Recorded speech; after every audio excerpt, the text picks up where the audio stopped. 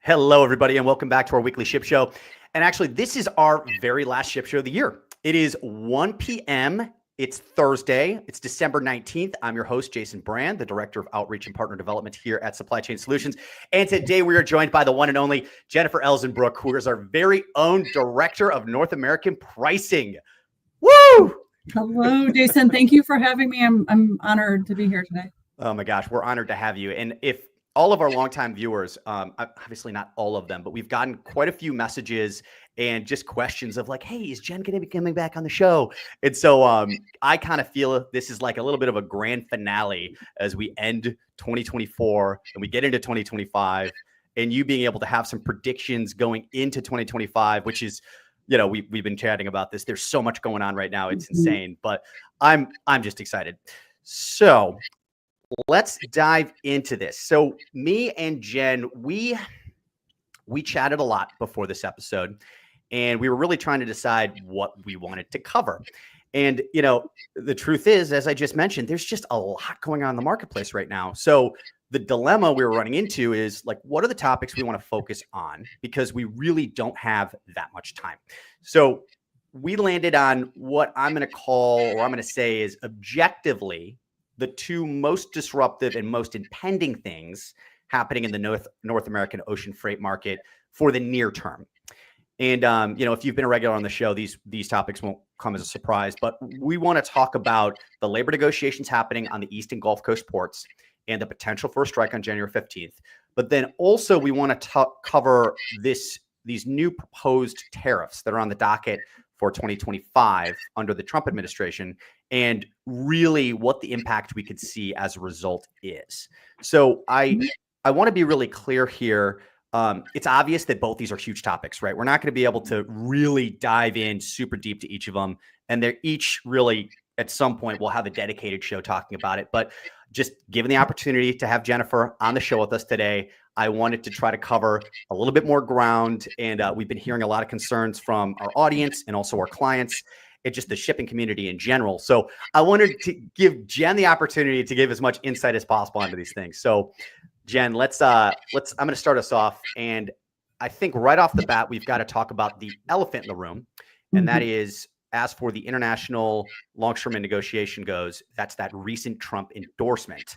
And, you know, in that statement from Trump, the president-elect said that the money spent at the port should be focused on the dock workers' wages and not automation equipment.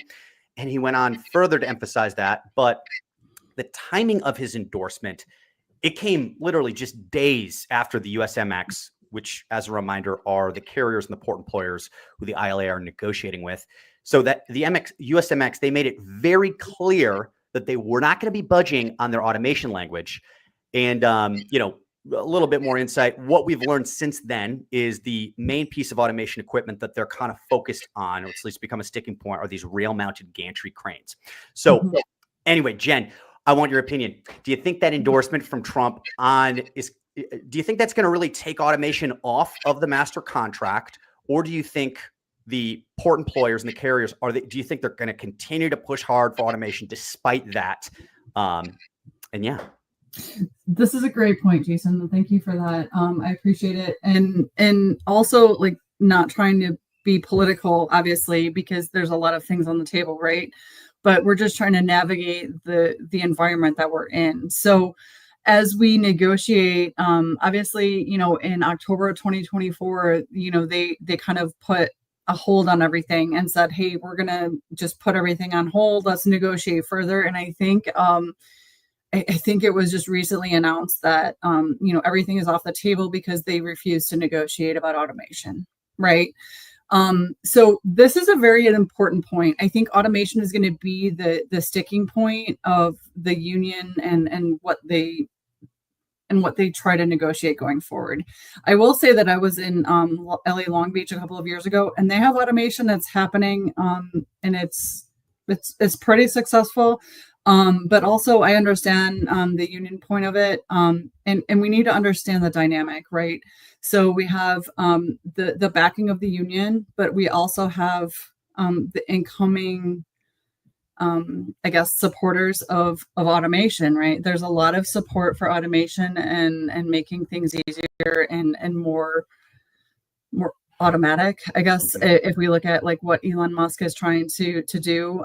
So there's a little bit of a conflicting, direction on where we're going. So it will be very interesting as to a lot of this is just based on timing. And this contract expiration comes at January 15th, right? So this is it's at the end of where we are at currently, but also, in the cusp of where we're kind of going as United States and the current administration. So understanding where that wants to go, that I think will be the determining factor. I think we all need to be ready for changes. Mhm. I think we all need to be ready for disruption.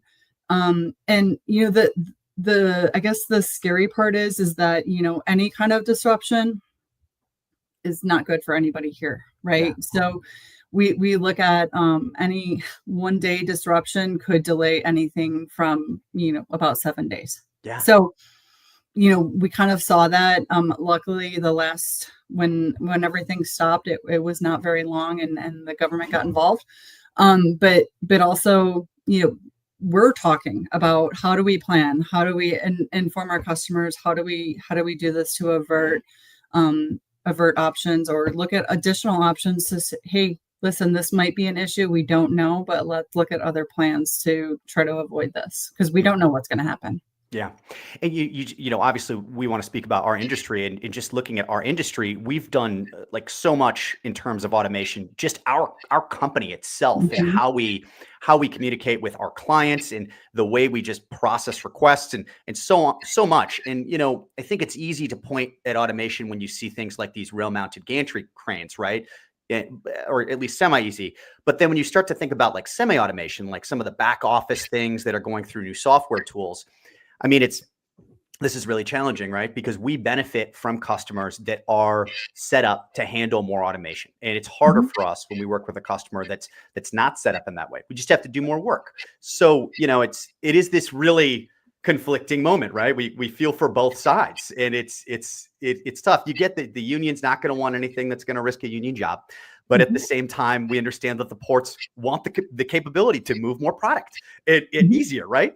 So, gosh. Well, Jen, thanks for that. So, argument's sake, let's just imagine automation is taken completely off the table, and through this endorsement and through this process, and as we just talked about, that's going to be kind of a contentious thing, and it's really hard to say it's going to go that way or the other. But let's just say, for argument's sake, automation is stricken completely from the new master contract.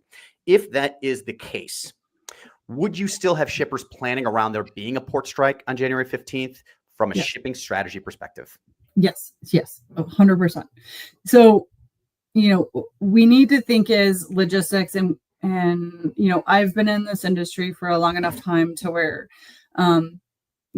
hindsight's a virtue, right? But we're going to go forward and we're going to say, yes, everything works as normal and we get comfortable. And, that's really never the real story, right?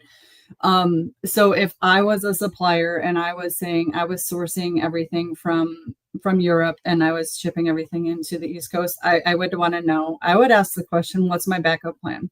What are the other situations that we can consider, knowing that these things are on the table, not knowing that, hey, they're a real possibility, which it is, but also like considering, that's an option. Do I only have one supplier? Are they only in Europe? Do I have other alternate suppliers in other countries that I can consider sourcing from? I also need to be planning for increased shipping costs because we're talking about these things, and there's certain lines that are charging upwards of $3,000 per FEU for anything coming into the East Coast after the 15th. So understanding that, all of the geopolitical things that are happening right now are going to, number one, affect your bottom line. Number two, they're gonna provide supply chain disruptions. So how are you utilizing these situations and your provider for supply chain to help you alleviate these things? Because that's essentially what we're here for. We're we're here to help, and we have partners all over the world to help alleviate these things and find other options. And that's what we do. The trade flow, I think that's important to understand is like, a lot of suppliers become comfortable with, I've had this supplier for 20 years. Mhm. Well, you know what? I was in this industry 20 years ago and things are very different. So how do we evolve? How do we change our thoughts? How do we look at different options? How do we look at different ways to handle things? And to tell you the truth, I mean, things that happened last year are very different than this year. So we're moving into this this evolutionary change of things are happening very fast. So are you as a buyer able to change that decision-making process fast? Because that's what we need to be able to do. Because if you have a supplier in, say, in Europe, is that your only supplier? Do you have an additional supplier somewhere else? Maybe in Mexico, maybe in Canada. And we'll get to that. But also like what diversity, we're looking at diversity. How do we look at supply chain diversity as a positive and not a hindrance in any company's evolution? Yeah. Yeah, and Jen, I think what you did a really great job there is explaining really our value as well, right? You want to be able to make those assessments on your diversity, but we can make those changes as painless as possible for you. And because we have also a diverse group of customers, we've got a diverse group of strategies that we've developed. And here and there, we can kind of fold in existing strategies we've used in different regions or with different industries into your plan. But it is important. You're totally right. Having a backup plan. I mean, we go back to the pandemic years, and we had a local manufacturer of beer who wasn't able to get aluminum cans from their provider. They completely ran out.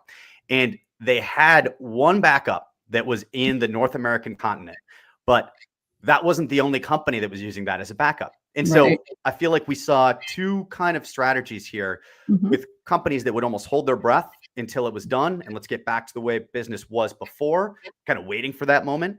And the other strategy was let's change everything and let's kind of build a new structural base to how are we shipping and how does this change the future of our industry or at least our company.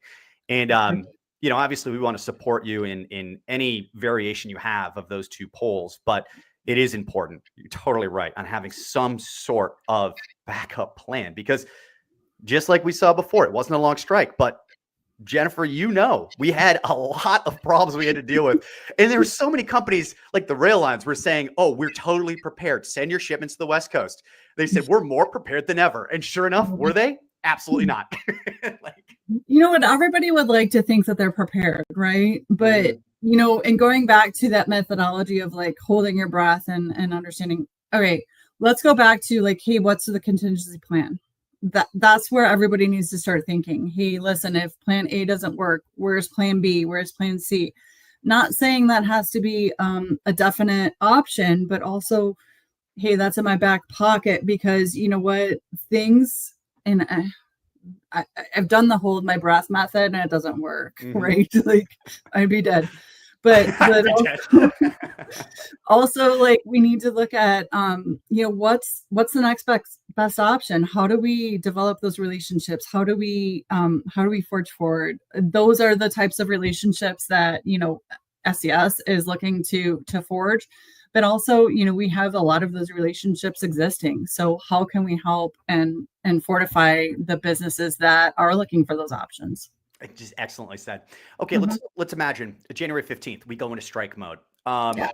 Break down what are your predictions? What do you think you're going to see as a result of that? You actually earlier mentioned a couple things that are all happening obviously at the same time. We've got inauguration, we've got, as you mentioned, Chinese Lunar New Year. So break it down. What is your prediction if we do go into strike mode on the 15th? Yeah, for sure. And this is where, like, Dex, if you can bring up this slide, I think this would be helpful. So this is from our partner, Zanetta. We have this software that is able to help kind of visualize where the ocean freight rates are headed in the future. This is actually really cool because not a lot of tools can offer this. And essentially, the dotted line is where we're at currently. Essentially what you're looking after the dotted line, and my mouse won't show up here, but where you see that big peak is January 15th. So So this is actually a good indication. These are long-term ocean freight rates, and this is not playing in the short-term market, but these are actual contracts that have been signed. And this is a great indication of where the rates are headed. Mhm. Now, if you look at where that peak is, it actually ends on January 15th. So after January 15th, you see that step decline. Okay, and that's for several reasons, and that's why Jason is talking about that. So we have the East Coast strike, and this lane is far east to U.S. East Coast Maine. So now I will say, like, I'm gonna preface this with saying, like, if you have a logistics provider, they should be having contingency plans to kind of avoid the East Coast due to a lot of the issues that we're seeing on January 15th. Now, the rates that we're seeing here are just going to be predictive of what the situation is providing. So the situation is basically they know that January up, you have the Chinese New Year at the end of January. So the peak, we have a couple things. So let's try to encompass all of this. So the peak of everything. So we have a normal peak season before Chinese New Year, and that's at the end of January. We also have the strike that's happening preemptively, probably January 15th, but we also have an inauguration on the 20th. So with the inauguration, there's looking at some additional tariffs from Asia, from other countries. And this is just spotlighting Far East to US East Coast. So a lot of companies, and we're kind of seeing this with the rates, is they're front loading a lot of cargo to store things if they can, right? Because storing things is costing money.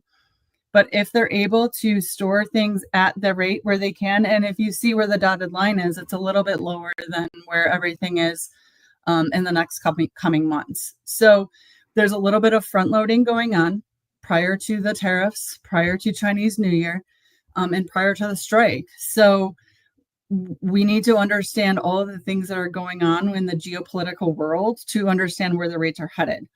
And that's why I say this slide is very important, because when you look at after January 15th, the rates, they continue to decline. So those are long-term contract rates that are being signed. And that's very predictive of where the market is going to go.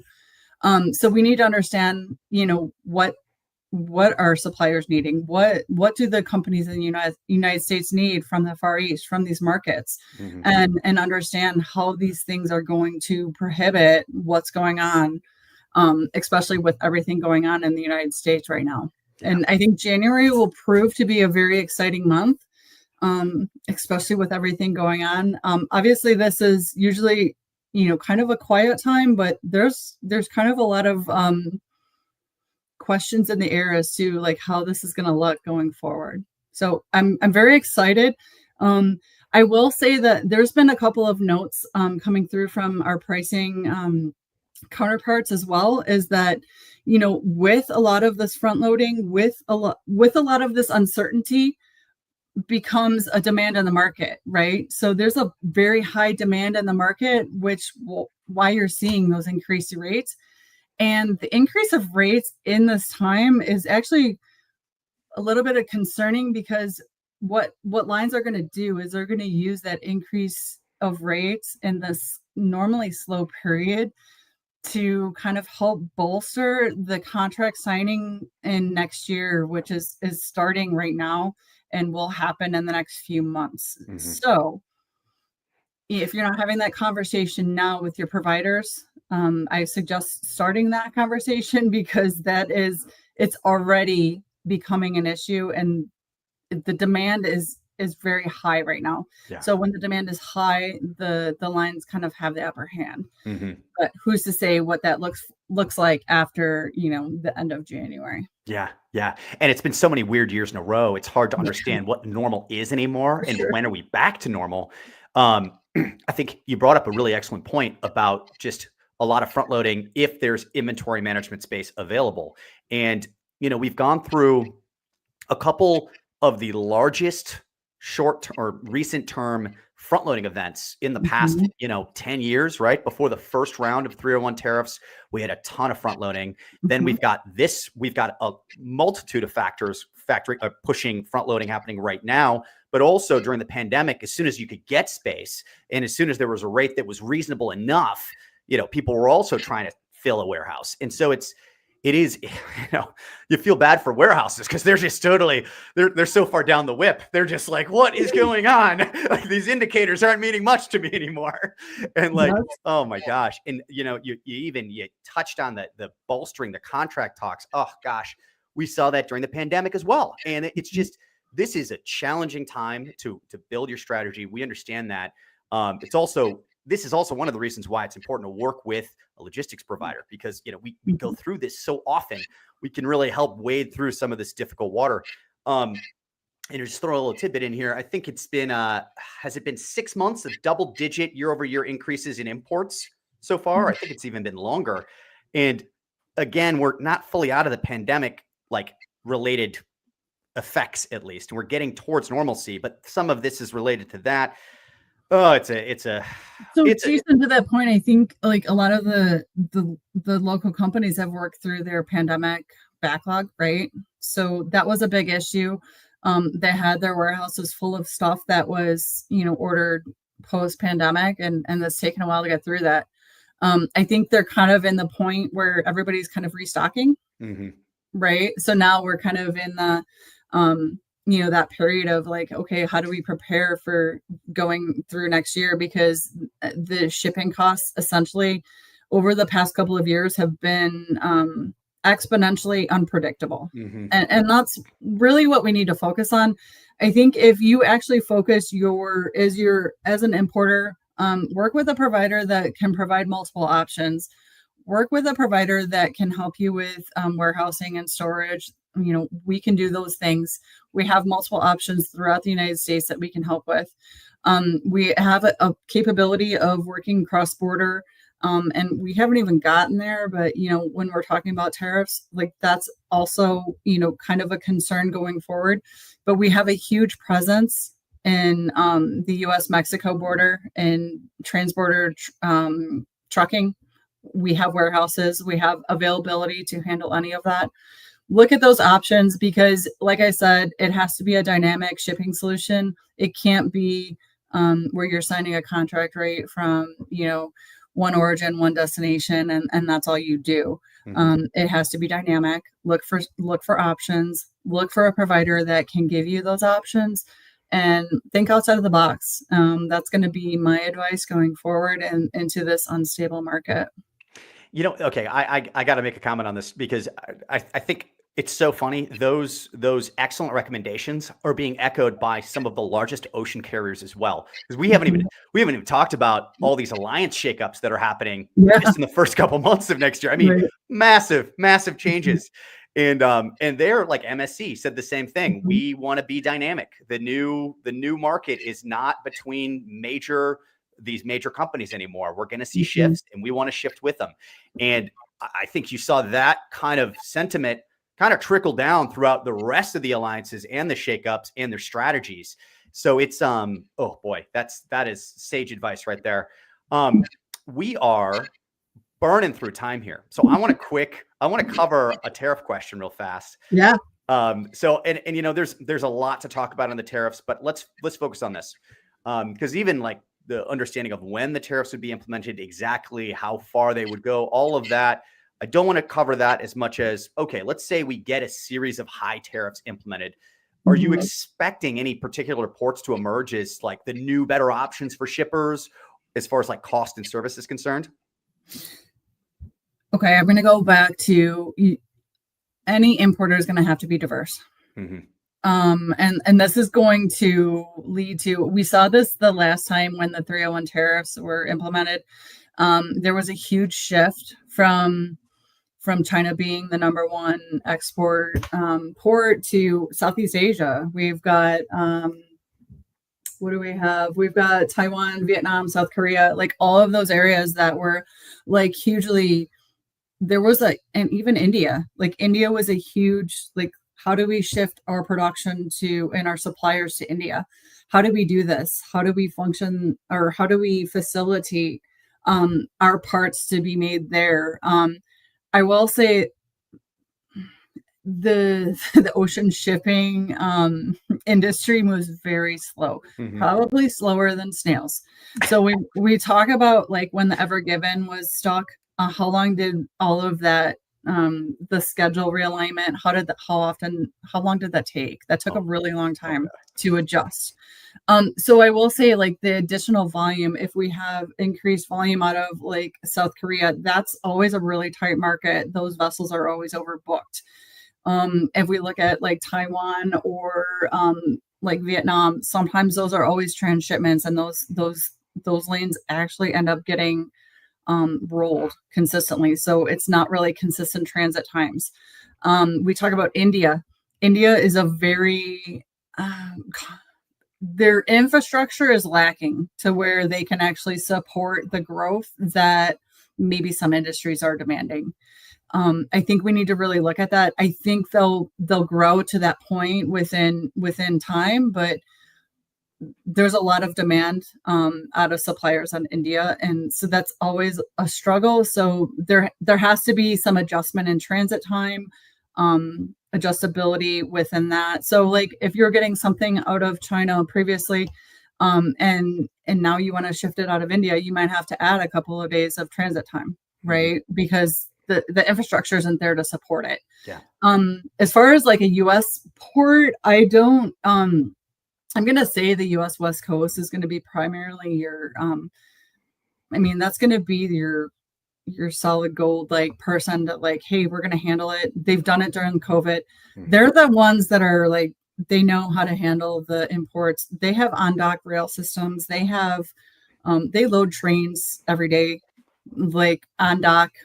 They load things like they've had stacks of freight. And you know, my steamship line carrier days, they can handle a lot.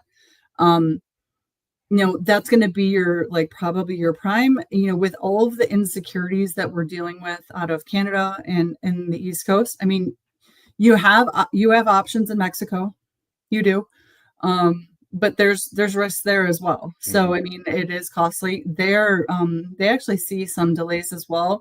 There's a lot of fabric importers that ship from Asia and India into Mexico. So that is a really high import port for a lot of suppliers that are in textiles. So there's a lot of dynamics to look at. It depends on, you know, I hate to say this, but it really depends on the commodity. It depends on the needs. It depends on the transit time.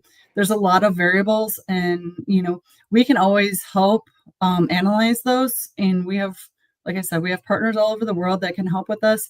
We have an office in Mexico that is, you know, very dependable, and they have great solutions that are able to provide solutions to our customers in Mexico as well as across the border. So we can do cross-border things as well. So that's always an option. I like to say that, you know, we need to be diverse. We look at every option: Canada, Mexico, East Coast, West Coast. You know, we can't always just focus on one. If one goes out of play, we're going to be in trouble. So we need to have those backups in play. You made some excellent points there. And I think you make a really good point too. We have the easier ports that are to work with and the harder ports that are to work with. And like, particularly in Mexico, you know, we've taken over some business in the past simply because it needed a little bit more management going through the Mexican port and just the way Mexican logistics flows.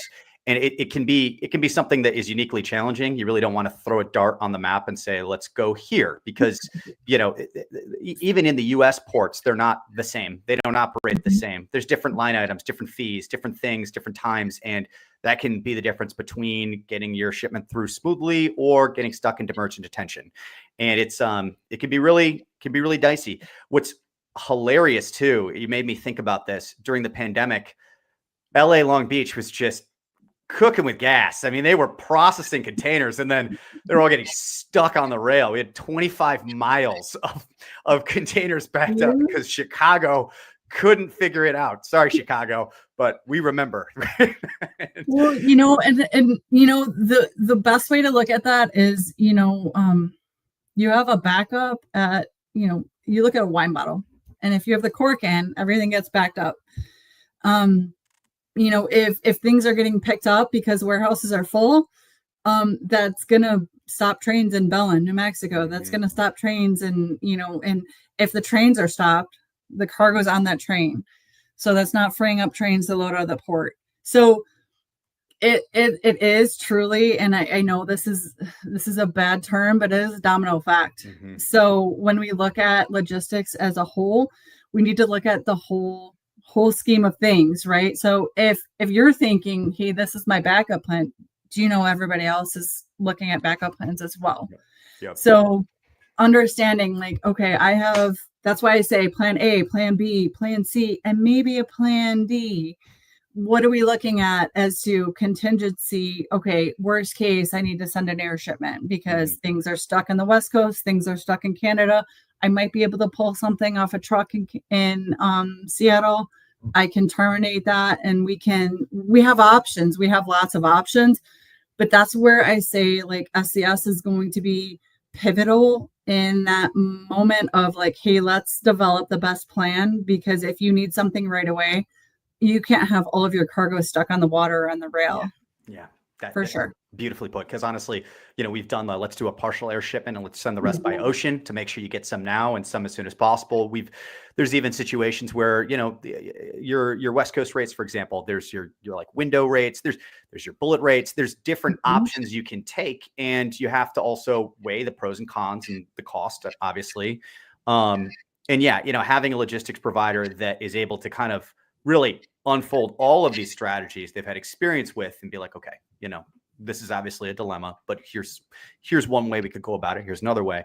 Here's A, B, C, D, E, F, G, whatever we need to get to. But we'll get to Z if we have to. Yeah, we get to E, then I think the consulting fee. but you think about this, like, we do have a lot of massive events that are going to take a lot of thought in how to deal with them. And so it's critical that, it is the holiday season. But as we get into January, I mean, I know our teams are going to be busy, and our clients' teams are going to be busy, making sure that they have plans set in place for what is going to be a very interesting Q1 in next year, say the very least. But we're over time, Jen. We're going to have to bring you on next week. Kidding. I love it.